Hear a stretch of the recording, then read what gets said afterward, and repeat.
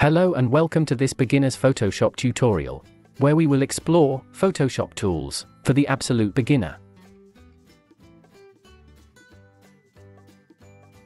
Hi, I'm Ehsan. I will be guiding you through this tutorial. If you have any questions, please leave a comment, and I will do my best to answer all your questions. And if you find this tutorial useful and want to see more, please like and subscribe to help the channel grow, so we can bring you more amazing tutorials. Please note, this is the fourth part of the Photoshop tools tutorial. You can follow the links in the description to watch the previous parts first, if you haven't watched them yet. Okay, let's get started. Part 4. The Blur Tool. You can use the Blur tool to blur parts of your image, which will help the remaining parts stand out. You can also use it to blur sensitive information on your image, such as an email address, bank account details, personal address, etc. To use the Blur tool, select it from the toolbar, choose your brush, the size, and hardness. For this tutorial, I will use a round soft brush.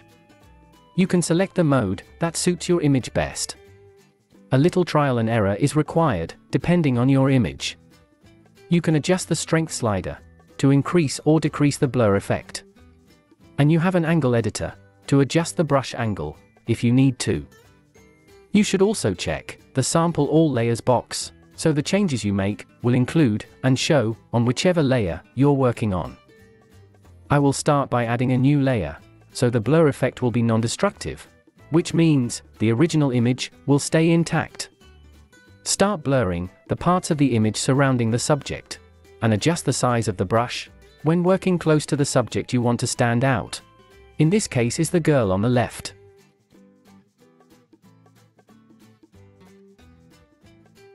Continue to blur as much as you want, until you achieve the desired blur effect.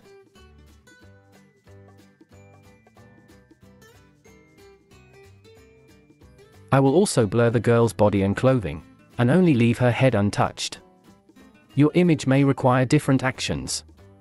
Once the blurring is complete, I can hide the new layer to see the before and after. If I'm happy with the result, I will stop blurring. Otherwise, I will continue until I get the required result.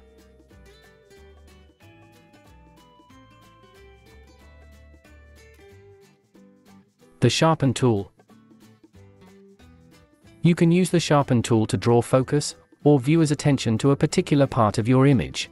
For example, a logo, subject eyes, or some jewelry. The Sharpen tool works in a similar fashion to the Blur tool, but in an opposite manner. For example, you would normally blur a large part of an image. However, you would sharpen a small part of an image, as we did with the Blur tool. After we select the Sharpen tool, we choose a brush and adjust the brush size and hardness. Choose a suitable mode for your image. Adjust the strength, the brush angle. Make sure Sample All Layers and Protect Details are checked.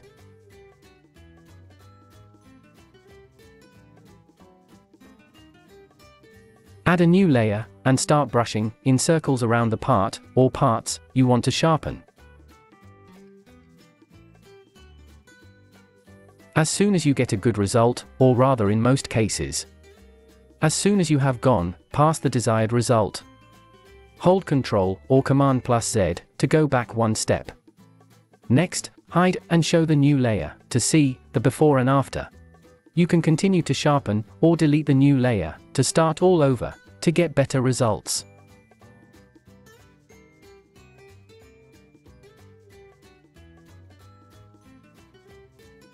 The Smudge Tool. You can use the Smudge Tool to smudge colors together by moving pixels from where they are to the adjacent areas as you click and drag on an image. This is useful if you'd like to create some artistic effects in your image. There are two variations of using the Smudge Tool. The first one is by using the Smudge Tool on its own, which uses the colors of your image. and the second is by using finger painting, which allows you to use any color you choose to add to the image. You can use any brush you like. Change the size and hardness of the brush. Change the mode, the strength, and the brush angle, as we saw with the previous two tools. Using Sample All Layers on a new layer allows you to add the effects on the new layer, or layers, which doesn't alter the original image. The strength of the smudge and finger painting has a fading effect the longer you draw. For example, the color you choose with finger painting will fade quicker the lower the strength you choose, and it will last longer the higher the strength you choose.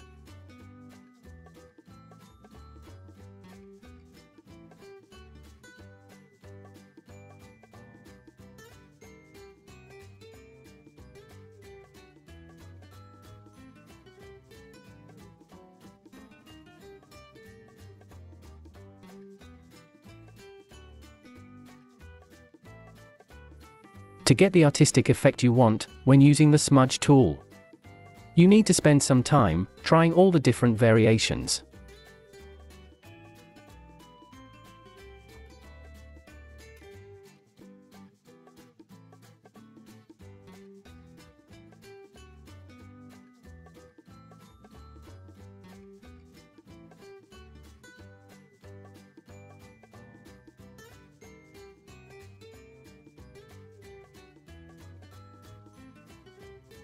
The Dodge and Burn tools.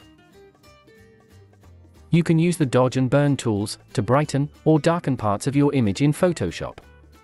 These tools do not allow you to work non-destructively, and as such, they don't offer great flexibility. There are other methods to achieve better dodge and burn results in Photoshop. But in this tutorial, we will stick with Photoshop tools. The Dodge and Burn tools are very simple and easy to use, but depending on your image, you may need to take your time, working slowly, and using small size brushes, as well as very small exposure percentages. I will use the Dodge tool to improve the brightness of this image, and the Burn tool to add some darkness. First, I will duplicate the original layer, so I can start again if I need to. After selecting either tool, we can choose the brush type, size, and hardness. The range allows you to select shadows, midtones, or highlights to work on. And it is very important to keep the Protect Tones box checked, so the other ranges are not affected. For example, if you select midtones, then while you're brushing near shadows or highlights, they won't be affected. The exposure is like the opacity of the brush you're using. The smaller the percentage, the lighter the effect of the brush. The airbrush icon allows you to build up the effect on the area you're working on, and you can adjust the brush angle degree, as previously explored.